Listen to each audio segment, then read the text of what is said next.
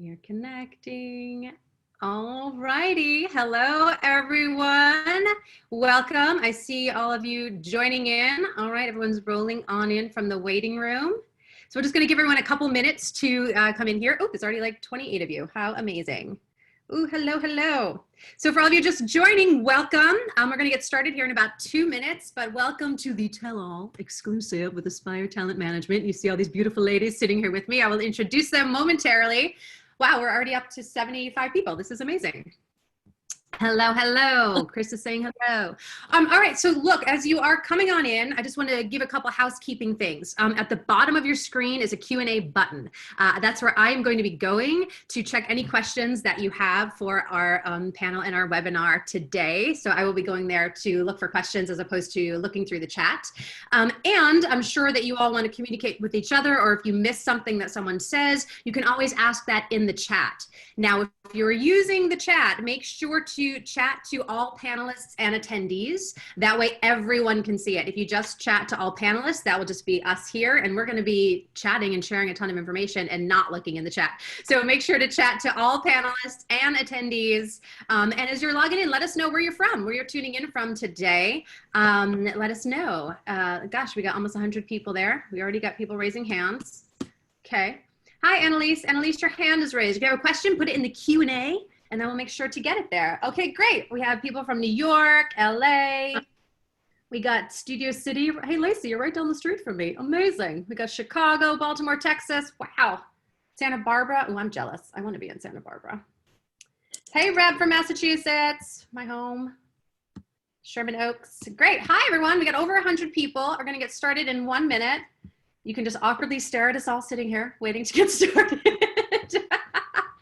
We were all going to freeze, so you didn't know that we were really here and just like start when we said, but we decided not to do that.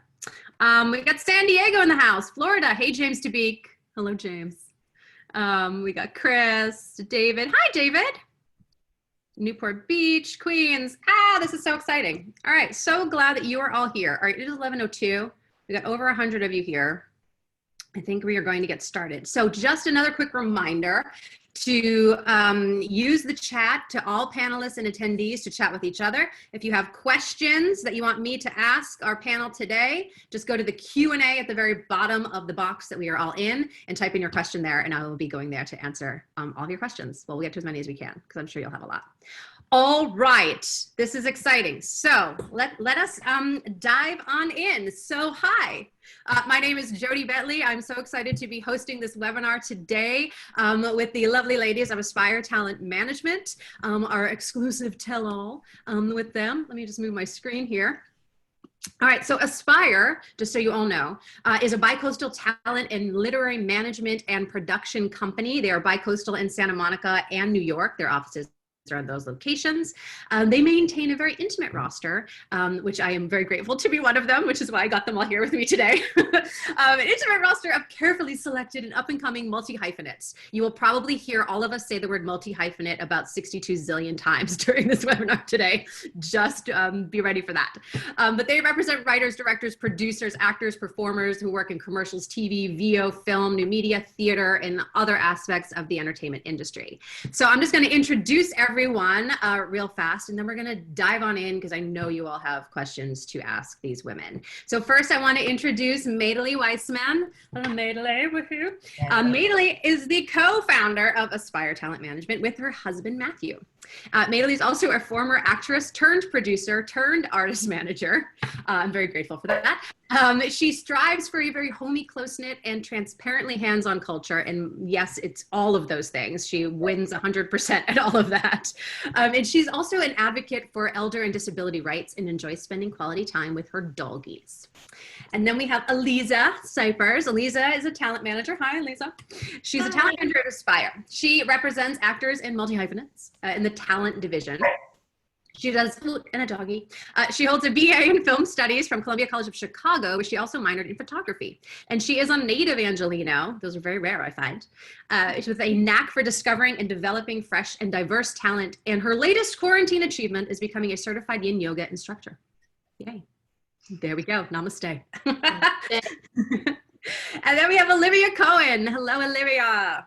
Olivia is the literary coordinator at Aspire, and she helps with the multi-hyphenate literary clients own and develop their stories. And she also pitches their script and ideas to network execs. She's originally from NYC. I spent most of my life in NYC, so I'm glad of that. She grew up as an actress, but she graduated from the USC School of Cinematic Art with a BFA in writing for screen intelligence. Screen intelligence. Nope, screen and television. She's a lifelong vegan, an identical twin, and a textbook Aquarius. So welcome. And then we have Lauren Hightower. Lauren is the talent coordinator at Aspire. She acts as both conductor and connector. I can attest to this 1,000%. She assists each client in their day-to-day needs, providing various levels of personal, professional support, juggling organization, logistical tasks, coordinating relationships with the industry, and giving feedback on self-tapes and reels. She's originally from Sacramento. She earned a bachelor's degree in film and television at Cal State, where she also participated in the Disney College program. So welcome, everyone. Woohoo! Okay. And Elisa said Aquarius sister. This is very exciting. You're all commenting. Okay, we already have some questions here. So, okay. Before we dive into your questions, I see we already have a couple rolling in. And again, make sure to put your questions in the Q&A and I will go there to get them all answered for you. But I just want to ask, ladies, I mean, this is, you've probably gotten this question a bunch and I know that we're coming out of it, but how has COVID affected your business for you? I mean, I know how it's affected actors, but how has it affected you guys? Who would like to start with that? Because I just know things have shifted. So how have things affected you and how are they still affecting it now? How have you changed the way you approach the business? Maybe Maitely, you want to start with that one? Actually, I'd love for Lauren to start with that one. She's our conductor, basically. That's right. Okay. It has been an interesting time, but I think really an exciting time for all of us. I think along with the rest of the world, took a little bit of time to figure out and stop and say what do we do here? How can we approach it? But then we saw something really interesting and really honestly kind of an inspiring thing happen in the entertainment industry in which we all kind of came together. And casting directors all of a sudden had time to see our actors and, networks were looking for new talent. And so we were able to kind of transition from submitting on projects and trying to get auditions and bookings to just getting people seen and making connections and taking the time to reach out to people and connect with them, because we don't when things are busy, especially during pilot season, which is what we all kind of were in, right? When everything shut down, we didn't have the time to connect. It's hard to take that time to connect and Zoom with people and chat and meet, not only new actors, but just people in the industry that are going through this with us. And so I think we really were excited to take that. And then we've also been able to do panels, kind of like what you're doing, do panels, do readings, and start to do events and things that are connecting different people. We've been trying to figure out ways to connect not only our clients, but just people around us. Yeah. That's awesome. Yeah. Go ahead, Maitely. Sorry, Jodie. It's funny. Everyone looks at the pandemic as a major negative on 2020. But if you look at it from the opportunity to connect with people that normally we're too busy to connect with, producers, executives, development's been very heavy since production is sort of not hasn't been happening until recently. We've been able to connect with a lot of our development people out there and meet new ones, all thanks to Zoom. So when we say events, it's, everything's virtual. Right. Yeah, it's amazing. More intimate. It almost feels more intimate. Mm-hmm. Totally. Yeah. I was going to say that a lot more people are willing to take meetings now that they don't necessarily have to move or change their schedule or anything. It's all they have to do is click a button. They're already on their laptop. So we've seen an increase in meetings with our literary clients by a lot. That's awesome. Yeah, it feels like people have sort of, almost set the reset button on what's important, which is connection and relationships in some regard, right? And that's how you build careers in this industry as well. So I agree. It's kind of been nice in that regard. All right, we got some questions coming in.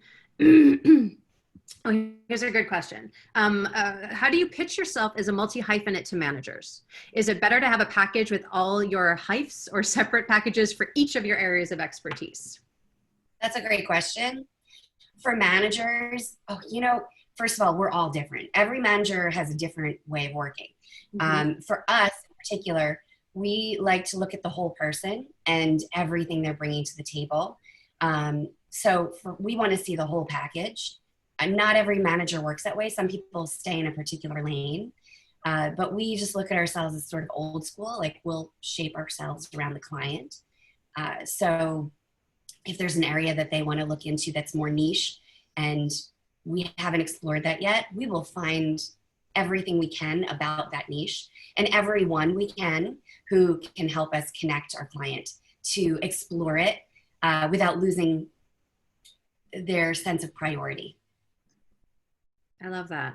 Agents, however, I would say, please make sure you break up your package because agents are very much in their own lane. Every agent has a very particular focus. So you'll always want to know your audience when you're pitching to agents. That's a very good point. And that leads us to another question where someone said the textbook differences between agents and managers. I think people get confused about this. I always answer this question for a lot of my clients. So I'd love to hear it from you. Eliza, do you want to take that? What do you think the difference? Yeah, sure.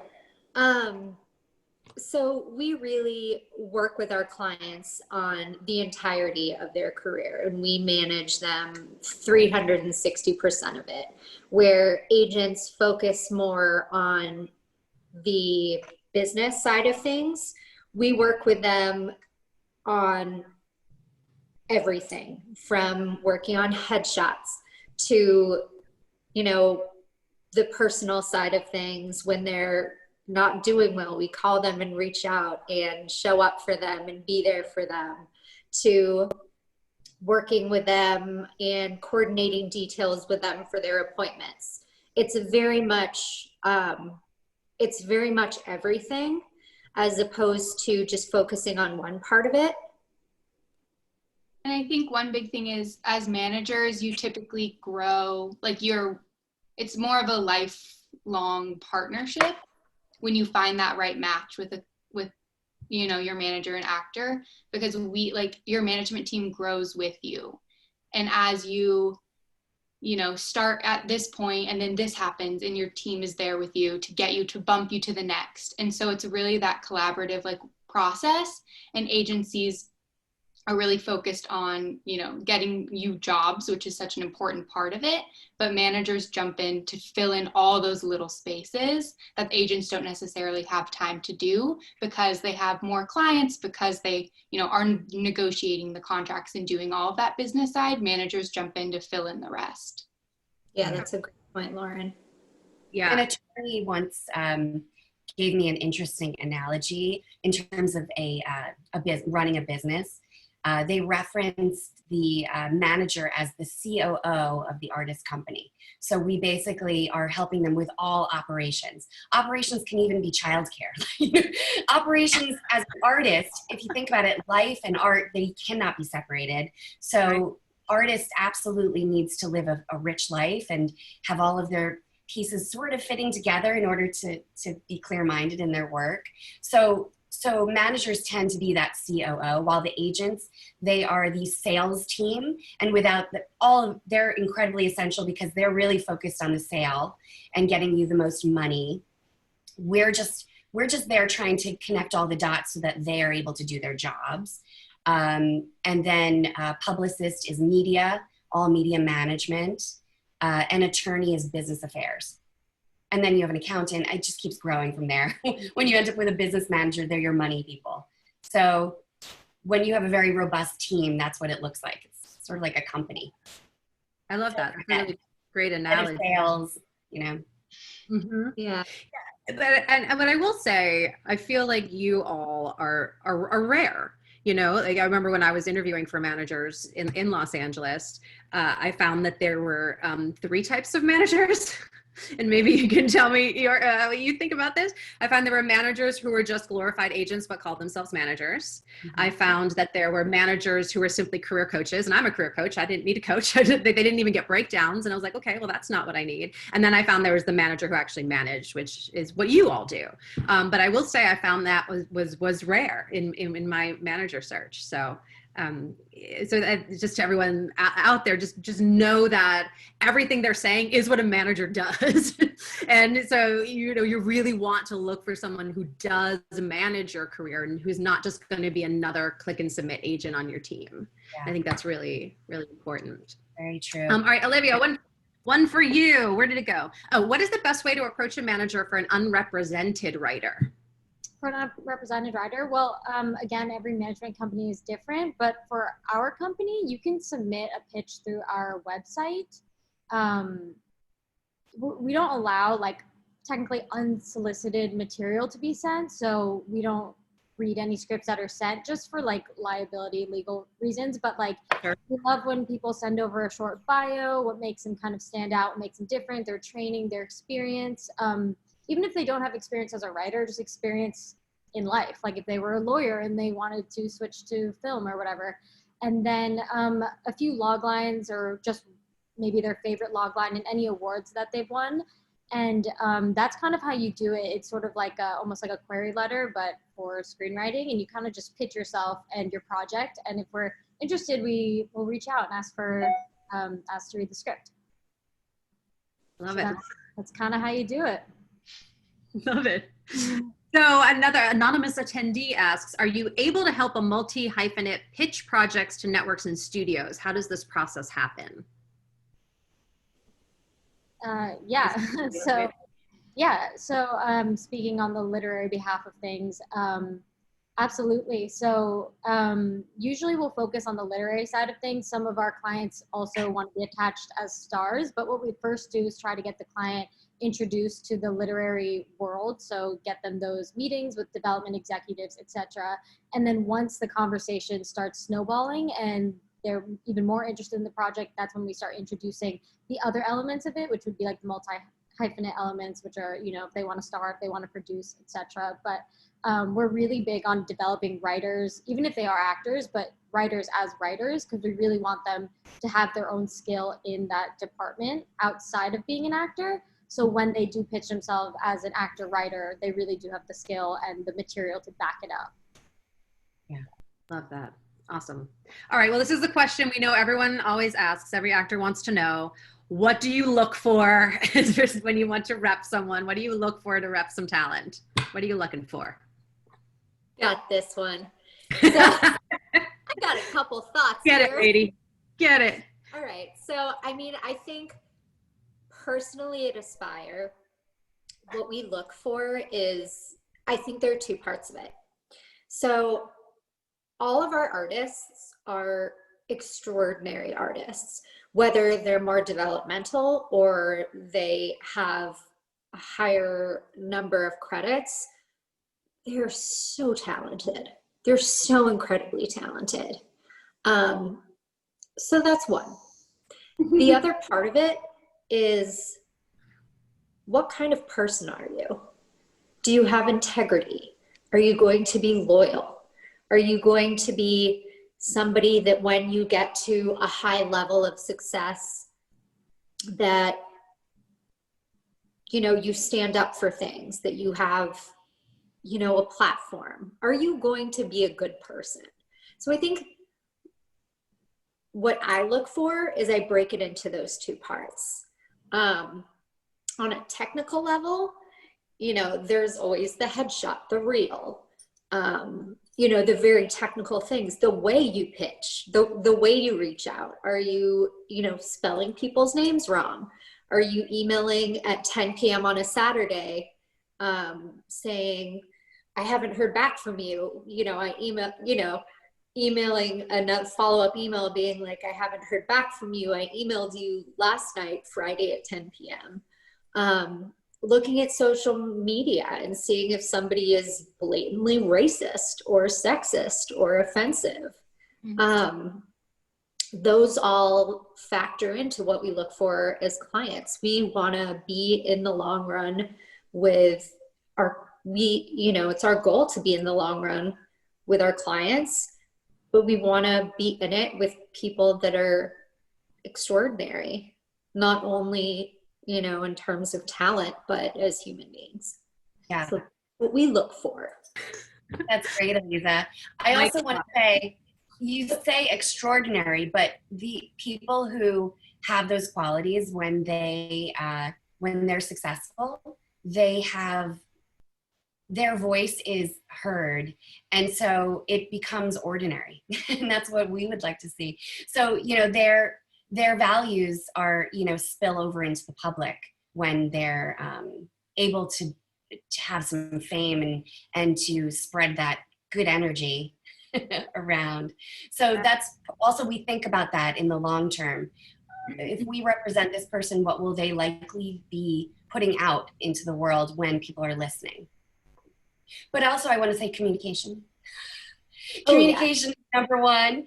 Yeah, we're obsessed with knowing, since we look at a client in 360 degrees and we're always trying to anticipate their needs, the best way to do that is to know just about everything that's going on. So for us, over communication. Other managers or agents, I don't know how they feel about this, but we do want it. Once you're a client, if you have something to say at 10 p.m. on a Friday, email it to us. 10 p.m. on a Saturday. I think, Eliza, what you're pointing to, though, is different. Someone who's like, hey, 5 minutes ago, I emailed you, and it's midnight. Will you please read my email now? But, clients who need us or have a thought, email is so passive. They can send it. We want to hear from them all the time. Yeah. So communication. I can attest to that. I've been with you guys like 5 years, and you're still like, why didn't you tell us that? I'm like, oh my God, I keep forgetting to tell you everything. Like, they literally want to know everything. But I think that's great. Say that again? Why didn't you tell me you sneezed? I'm so sorry. I'm sorry. What part of my interruption?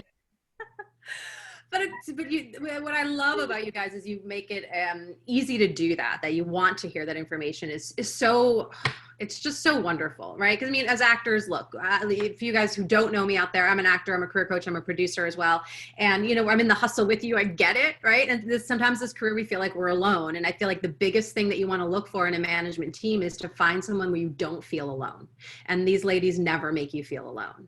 And I think that's what's really important to find is who's that team that is going to support you, that you are going to, be with and build with and grow with. I remember I had one weird audition experience in the room. A director had said something odd to me in the room, and I remember I emailed you guys, and then like literally 2 minutes later there was a phone call. Do you need to talk this out? How are you feeling? And I was like, what is happening right now? It was so amazing that you're like so there. So I just acknowledge you all so much. All right, we have 28 questions that I need to get through, so let's do this. All right. Okay. Do you work with or represent folks up and down the East Coast, the DC area, or the Southeast market? We're getting head nods. Yes. I can speak on the literary side of things. Because of the pandemic, we've kind of like widened our horizon in terms of which writers we're looking at. Because it wasn't necessarily something like at the forefront of our mind, but now that we're kind of moving in the virtual direction anyway, and writing, you don't need to be necessarily in person. You can do these like check-ins over Zoom and email scripts and things like that. We're definitely moving in like a more nationwide direction, I guess. And we do have an office in New York. Mm-hmm. Fred in New York is an awesome manager. So he has his roster in New York. So sometimes with our East Coast clients, like we will send to him and we'll take a look at, especially now in, like Olivia said, like all auditions are self-tapes. And so it's more of a conversation that we can also consider them. Whereas normally Fred gets first pick, and now we kind of both will look at it and talk about it and decide. Got it. That's good. Yeah. Okay. So this is a question from one of my clients, and she says one of her agents does not like managers. So she says something tells me she's had bad experiences with unethical and professional ones in the past. So what are some things that managers do, not you guys, of course, that which agents might bristle? I wonder if you have any insight into that. Elisa, you were Yeah. going to say. Yeah. I think sometimes there are probably lapses in communication with submitting, maybe. I think probably commercially, because managers do submit sometimes. Maybe that's something I can think of. I don't know. I mean, some agents don't want to work with managers. I have some thoughts on that. So here are the, I'll say, number one, fear rules just about everybody's life on some level, unless you're very zen. And so the fear of loss is probably number one on some agents' minds. As clients grow, sometimes they outgrow their agents. Managers, we tend to envelop around our clients so we grow together. However, with agents, sometimes, they're boutique, but also they prefer clients who are still on the rise. They're still getting behind newer clients. And maybe their business model is not suitable to someone who's growing outside of their sphere. So I think loss is a possibility. Two is what Elisa said, communication. So if we're not having an open dialogue with an agent, they're so much busier than us. So sometimes we fight really hard to have a strong dialogue with agents. Whenever we feel there's an opportunity to tap something, some relationships they have, or swap ideas, or if there's some kind of question, if there's a problem, usually it's just a misunderstanding that we can get into for our client, solve it, and then everything's fine. But if that communication doesn't exist, then that's a problem. Also, there are unscrupulous managers out there as well. I mean, there are plenty of managers that I hear about doing things that make us look bad because we're managers too, just by nature of having the same title. It's things that you could just Google. I can't, I don't get wrapped up in the bad things that other managers do, but I've seen things like trying to keep them from having an agent. First of all, that's illegal. We have to have an agent for all of our clients.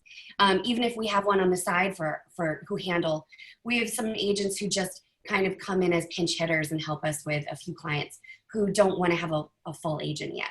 So we'll work with those agents. But for the most part, it's a team that's growing, and I think growth is scary.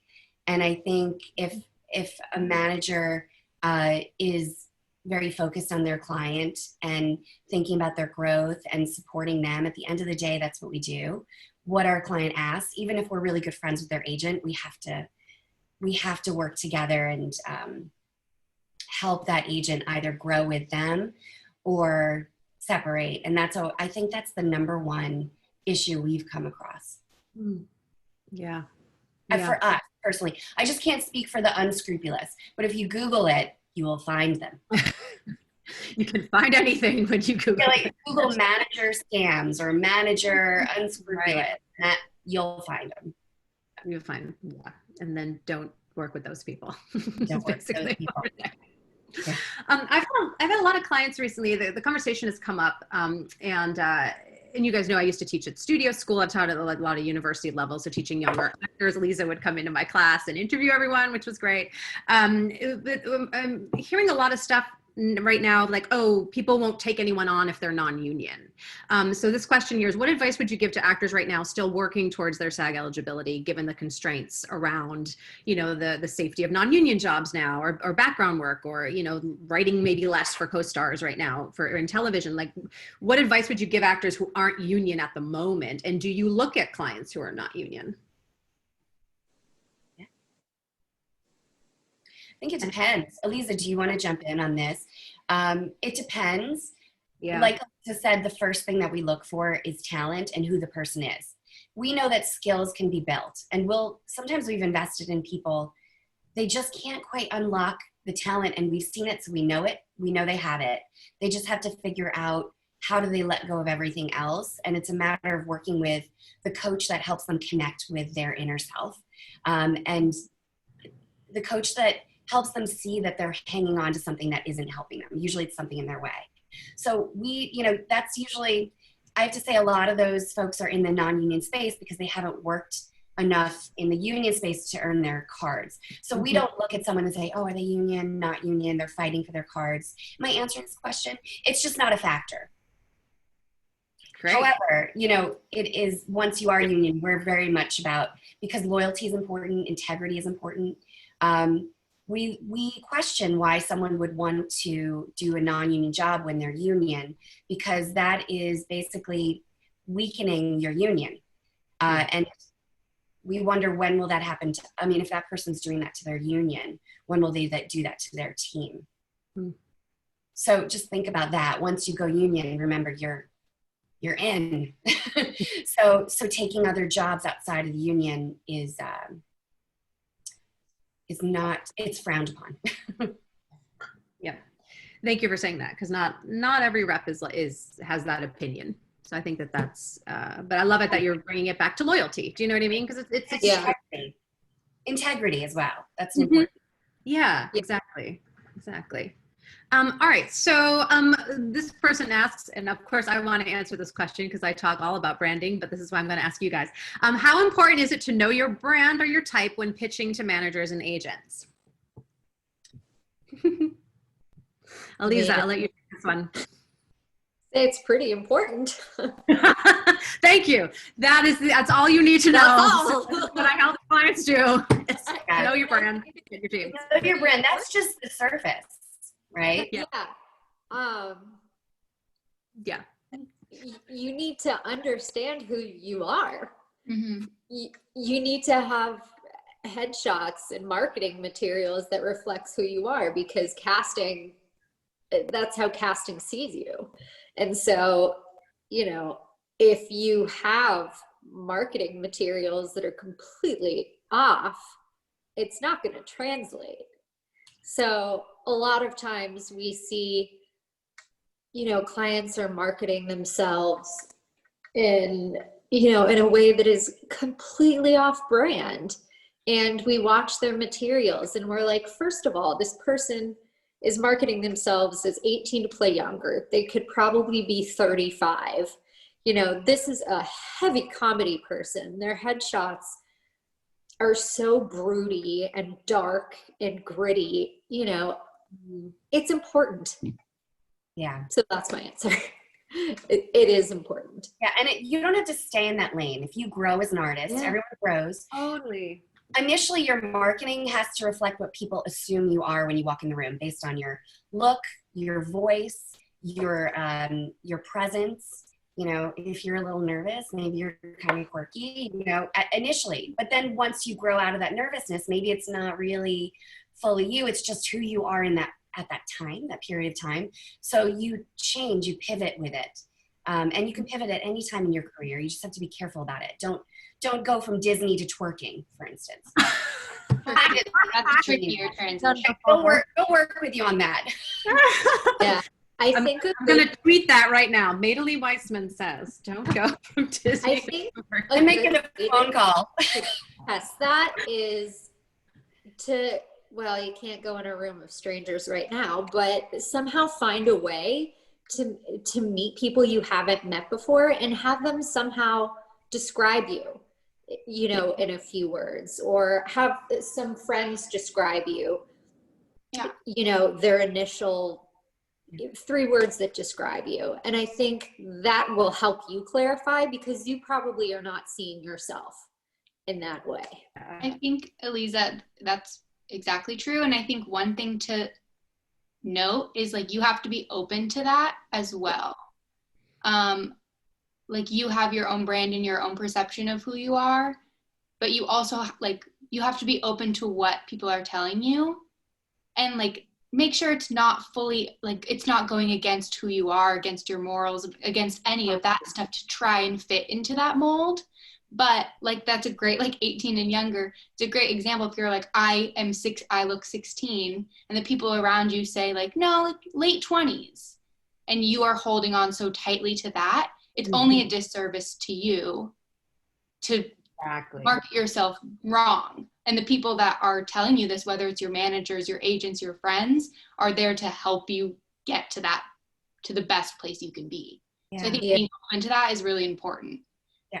There's an important sales, sort of a common sense sales, I guess salespeople know this commonly, that if you confuse your buyer, they're not going to buy. So if you give them two choices, I'm all these things, look at me, they're going to be like, great, I'll come back to you when I can answer all those questions. But if you're someone who fits neatly into one of their files, and I hate to say it, but that's how casting works initially. And then you break out of that over time. But if you can fit yourself neatly into a file, do it, lean into whatever people are imagining you are, as long as, like Lauren said, it doesn't go against everything, if it doesn't go against your inner compass and doesn't go against, I guess, humanity, then lean into that. Yeah. And then from there, you educate people about who you are by just tweaking here and there as you go. It feels like it takes forever, but actually you have a lot of time. There's a lot, this career will be very long for you. So look at it from the long view. Yes. I can quickly speak on that in a literary sense. A lot of writers stuck on trying to brand themselves as like, I only do drama or only do comedy, or like, I'm the sci-fi guy. But the thing is, like, you can totally write in a plethora of genres as long as you have like a very strong through line or theme, I guess, through all of your scripts. And that's what we urge our clients to find out is like, what stories are you telling at the end of the day? Are you telling stories of redemption? Are you telling stories of the underdog who rises to the top? Like, it doesn't really matter what genre or what format, as long as the stories you tell are in some way consistent and true to your voice, if that makes sense. Yes. Total sense. Okay. So So for all of my, oh, sorry, Jodie. No, go ahead.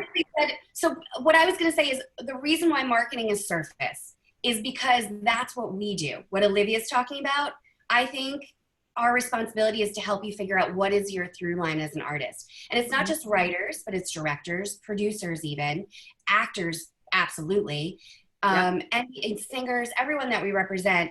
They have to have a through line or they're not going to grow outside of that filing. Yes. They can't live in a filing cabinet forever. If they do, they're not going to own their career. They're not going to be able to basically carry roles and in different shows, different movies. They need that. They need to know their voice. They need to know their through line, because that is the trick to growth.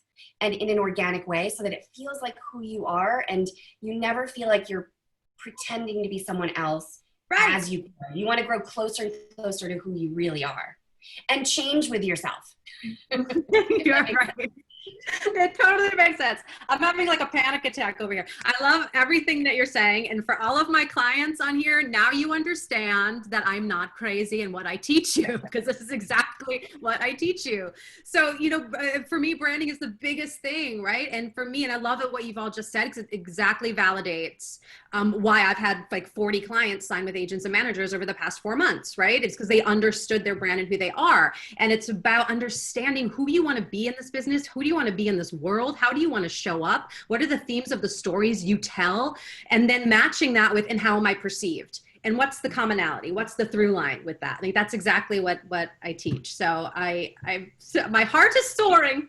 So it's so, it's people that, and it's a lot of work to do that and to figure that out. It's not just, oh, I know it in 1 hour, I got it. It's like, no, it's some soul searching to figure this stuff out. And you got to collect data to figure this stuff out.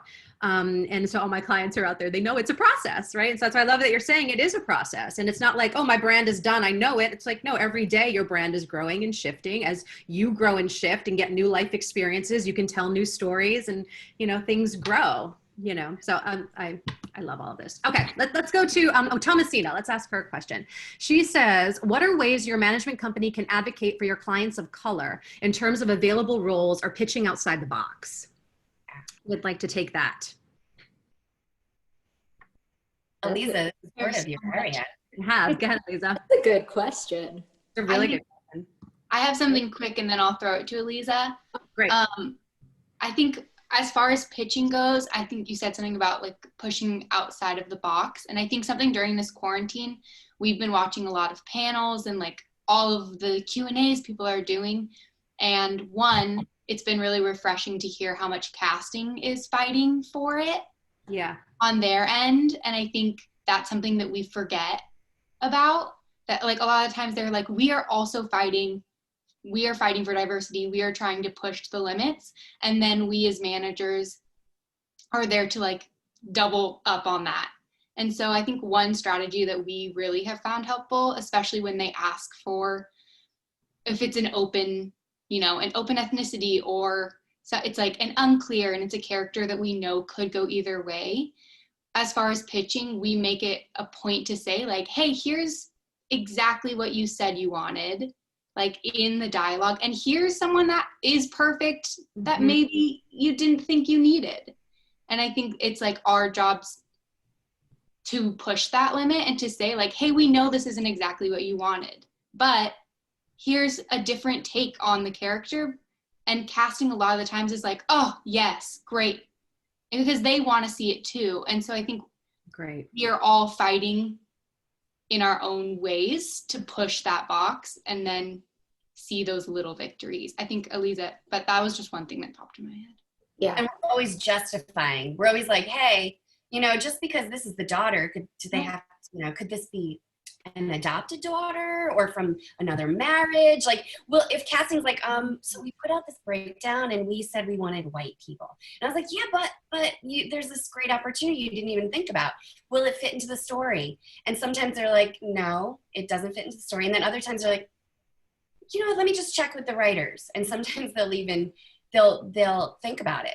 Mm-hmm. So sometimes we're always putting in little notes of justification so they don't think we're completely crazy when we read a breakdown that specifically says we want this ethnicity, and they don't leave any room for anything else, but we try to wiggle our other clients in there. We'll find a reason why and tell them that reason so that they are, first of all, so that they listen to us and they won't hang up on us next time we call, but also that's important, but also that because I know that most of us are thinking like this, inclusion. We want to see a world that reflects reality, not, and lately we've been doing so much better at that, but boy, do we have to go much, much farther. And we're all a part of that, Yeah.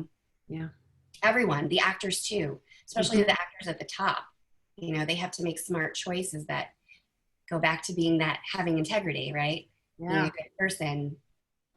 Mm-hmm. Okay, Elisa, sorry, I needed to jump in. You want to speak to that? Me to make sure this was said.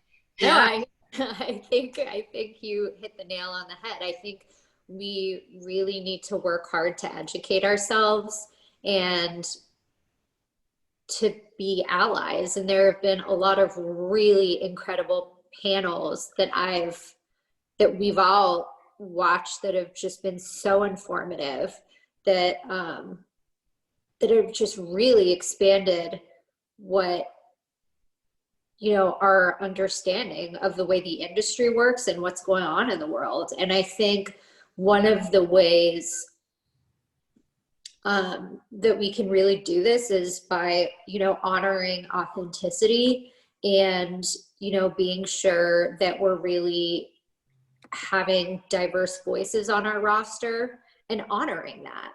Mm-hmm. And honoring those diverse voices and making sure that that they are authentic. Yeah. In my mind, that makes sense. Yeah, no, it makes sense. Doesn't make sense. Sometimes Lauren has to translate things for me. Lauren. For all of us. Cool. You are all good. Translator. Yeah, sorry. Keep going, Eliza. It's important to us as a company to be allies and to be a part of this movement. and to move forward. And it's something that we are actively seeking and we're trying to evolve and be a part of. Yeah. Thank you. Yeah. Olivia, did you want to add to that? Yeah, I'm always like pitching in with like the literary side of things, but just so you Yes, know, of course. also something we keep in mind for literary. What we've seen lately is that because of the whole discussion of diversity that's come about, which is fantastic, a lot of people see it as, not a lot of people, but there are a few people who submit things that see it more as a trend, like something that's going to make them money. So we see a lot of white people writing Black stories and things that just don't feel authentic. And we're really, really like adamant about not taking on clients that are trying to make money off of someone else's experience, off of someone else's trauma, etc. So we really look for the, if you're going to tell a story that involves a specific culture, race, or anything like that, even like transgender, we really look for the writer to have gone through that experience themselves, or if not, have had a really close relationship with someone who has, or has a co-writer on board that has gone through that as well. Yeah, thank you for saying that. Thank you. All right, so I'm going to get the question out of the way that about 52 people have asked in the Q&As, and I understand, is are you looking for new talent right now, and how's the best way to get in touch with you? Yeah, we are always looking for new talent. We love watching reels and looking at headshots. The best way to reach out to us, all the contact information is on our website, but for talent, it's going to be talent@aspiretalentmgmt.com. And literary, it's the same, literary@aspiretalentmgmt.com. It's actually crew. Oh, Lit Crew. We're way too cool just to call ourselves literary, you know. Yeah. I'm putting it in the chat for everyone. Perfect. So yeah, we are always looking. I guess that's the whole question. Yep, that's it. Yes. Yes. Yeah, period. So I know you talked earlier about developmental clients, and I have a few people asking here. Dennis says, you know, he's recently started. He's like, I don't have an impressive resume. My reel is short films and like, you know, paid company, you know, clips, you know, for his reel. Still, I was thinking to engage a manager to start and grow as an actor in the most optimal professional way. Are managers interested in actors at this stage of the career? Please share your views on this. I mean, yeah, you started talking about developmental earlier. So I guess what is your idea of developmental? I think that's what a lot of people are like, when do I look for a manager? When is the time that I do this? Do I need to have certain pieces in place before you'd even consider? You know what I mean? I mean, some yes, some no. Like I think it's a case by case basis, but for us, what we really look for, it's the talent. It's when we see somebody that we're just so inspired by that we're ready to take the leap and we're ready to invest in. Yeah. And so that basically boils down to material. You do need material because you can't just send us a headshot and tell us that you're talented. We have to actually see the work. Yeah. So if you're doing short films, web series, stand-up, anything that tells us about you, gives us a sense of what your voice is, and shows us the spark that we're looking for. It doesn't have to be broadcast materials. It could be, you know, it doesn't have to be major films or television series. It could be something much more humble, but your work shows up. Yeah. Right. It's just got to be something you can pitch, right? That like I can. Yeah. I mean, you need material to pitch with, right? Yeah. Yeah. Yeah. Eliza, were you going to say something? No, I was not nodding. Or I don't know. All right. I was moving my head and agree. Great. Great. We've had a few questions about money. So just curious, do managers make their money the same way that agents do, or do they get paid by the actors? Yeah, we definitely make it very similar to agents. We actually try to stick to SAG rules as much as possible, but generally at the end of the day, it's just 10% of everything that you make in all areas of your entertainment business. since our job isn't just to help you in theatrical or to help you in literary, we're also helping you in the entire picture of your career. So we tend to, so as a result, we make 10% on the entire picture of your career. Mm-hmm. Yep. Great. But we would never ask for money up front, ever. Yeah. If anybody ever does that, they're more of a coach, and treat them that way. They're not your manager. Yeah. Yeah. Thank you for saying that. All right. So Khalid says he's been searching for a manager for months. He had a few rejections, one interview, but this week an ideal firm is doing an interview and he is excited, all in caps. Do I keep searching if they want to sign me? How long do I wait before seeming desperate? Anyone want to take that one? I think the most important thing is your relationship with them, like your connection with them, like waiting, like we always say, like, don't play games with us. Like if we are excited about you, reach out.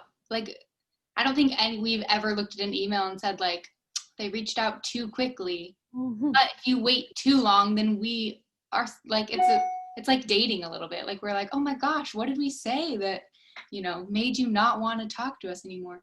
But I think when it comes to choosing like whether to keep looking, whether to go with them, that is all about that relationship. Because like we've said, like your manager is with you and they become a part of your life. You become a part of their family.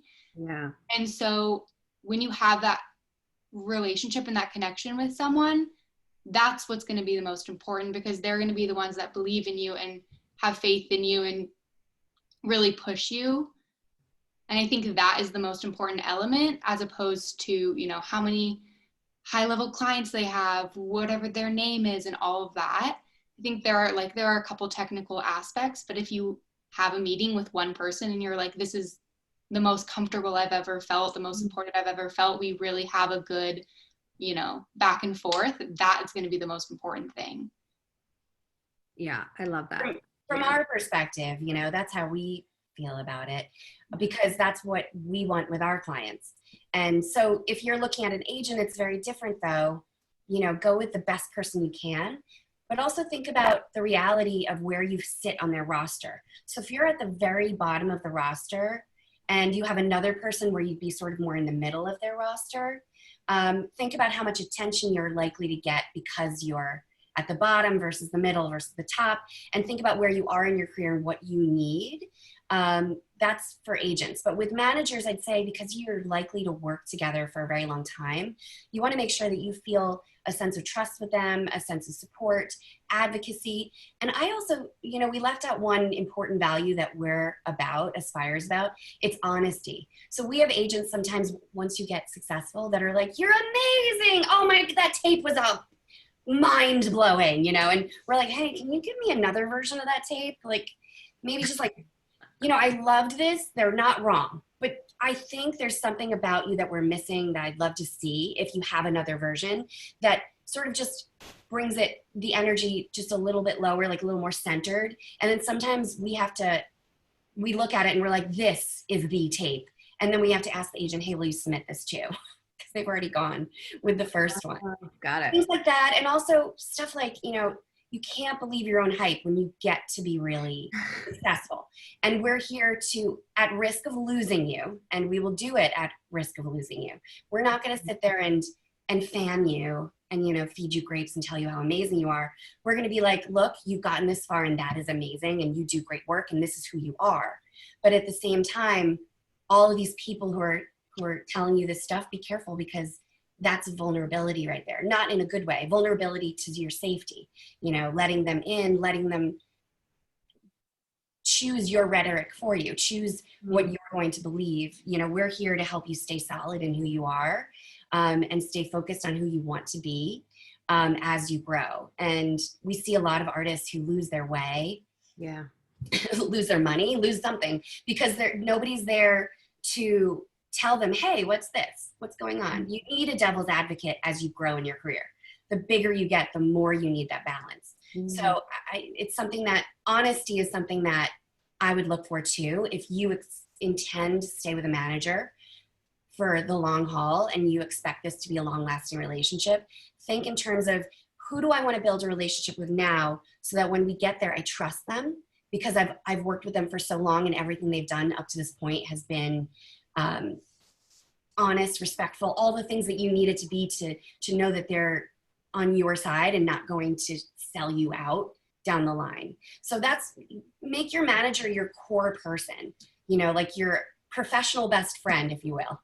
You want to make sure that they're your rock throughout your career, because there are going to be a lot of storms.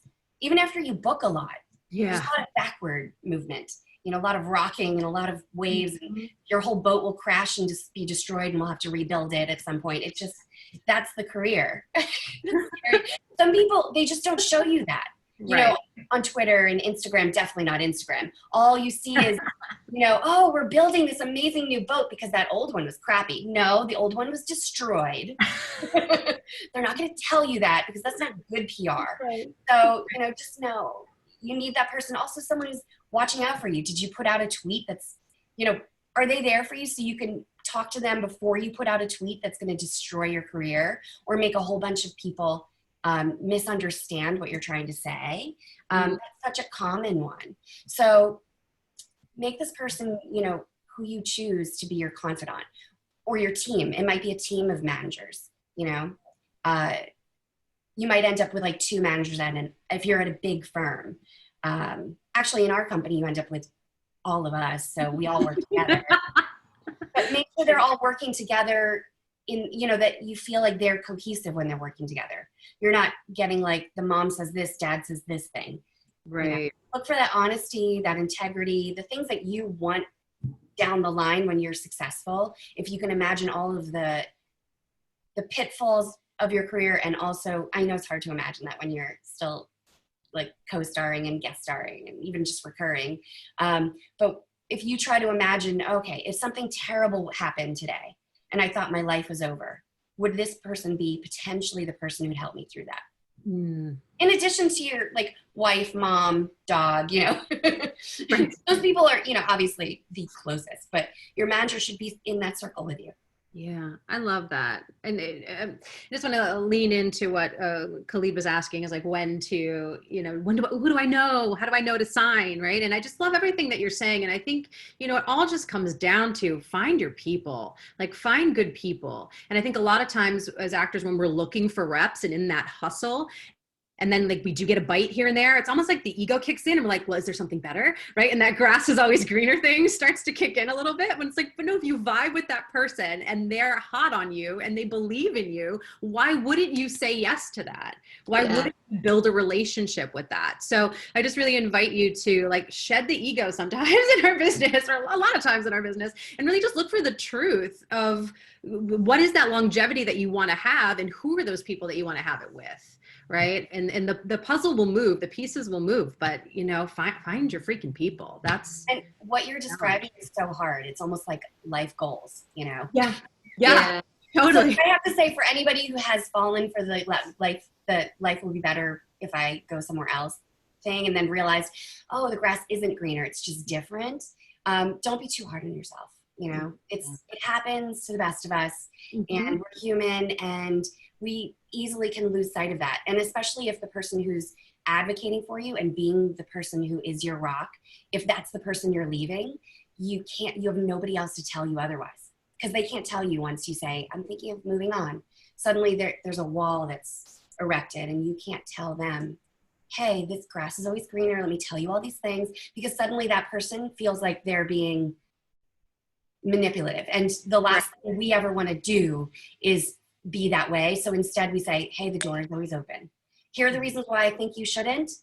And you know what? I also see the reasons why you're thinking of this. Do what you need to do, think about it, and then the door is open if you come back. I mean, with a really long conversation attached to that, but yes. Exactly. All right. I wanted to get one more writer question in there. So for Olivia, before representing a writer, how many scripts would you recommend that they have in their portfolio? And do any of those need to be produced first? No to the scripts needing to be produced. In terms of how many scripts they have, we recently signed a client that had just one script completed. She had others kind of like rough drafts in the past.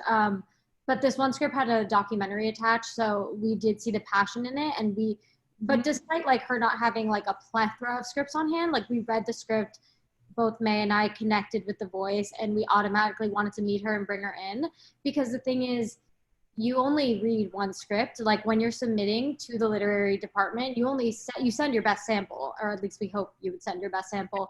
So we're reading that one script. It might be your only script, but if it's amazing, that might be a chance we want to take on developing the other ideas and other projects you have. Because you could have 10 scripts and they could all be terrible, and that doesn't really, it's not a testament to your talent or really anything other than your ability to like type on a laptop. So like it doesn't necessarily matter, but I mean, the more good scripts you have, the more things we have to pitch you out on, but we really look for a strong voice and good story, good characters, just something that makes us want to keep reading.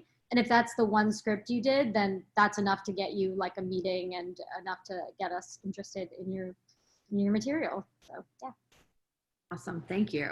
Oh my God, it's noon. I felt like we needed like 4 hours with wine and like in our pajamas with popcorn or something. I literally have 63 open questions still that people wanted to ask. So please forgive me if I didn't get to your question, but I think we got to a lot of them that I maybe even missed. But I do want to just touch upon one subject and then we'll wrap this up, because I have a few people here about working with actors at older ages, mid-50s, 60s. A lot of my clients are women who maybe left the biz, had kids, come back to the biz, or maybe jumping new in the biz later in life. So this question is, do you have any comments or suggestions for older 50 plus actors? Obviously I need to know, I realize my brand, my reel, show who I am, etc. But do managers tend to shy away from older actors? Any thoughts on that? That would be sad, because that's also part of inclusion and diversity. Yep. However, think about it this way. Agents can take on several people that are very similar to each other. But managers, something that we do, we're very careful about. Sometimes, you know, Fred might represent someone like Eliza and I represent, but for the most part, we try to differentiate our clients as much as possible. And we try not to overlap too many of their features with other artists, so that we're looking at unique people. So keep in mind who is this manager that you're pitching to? Do they tend to have multiple people within certain with certain features that might correlate with yours? And if so, would you still fit in compared to the rest of the roster, knowing that, oh, they have 6 guys in my age category, but they only have 2 women in my age category. Clearly they need 4 more. So if you're just boiling it down to age, then, you know, make sure you're submitting, because just know who you're looking at. Look at their roster. Make sure that they don't already have too many people. This just goes for everyone. Yeah. Too many people in your, what they call category. Mm-hmm. As managers, the more we get to know people, the less we're worried about overlap, because we're looking at their voice and what they're presenting, not just, oh, they look very similar. It doesn't matter. They will be very different people, especially after we've worked with them long enough to sort of chisel away at who they want to be. And so we end up with less overlap over time with people, but still you have to think about managers in that way. We take on very few category overlaps. And if we do overlap, then there's a real good reason for it.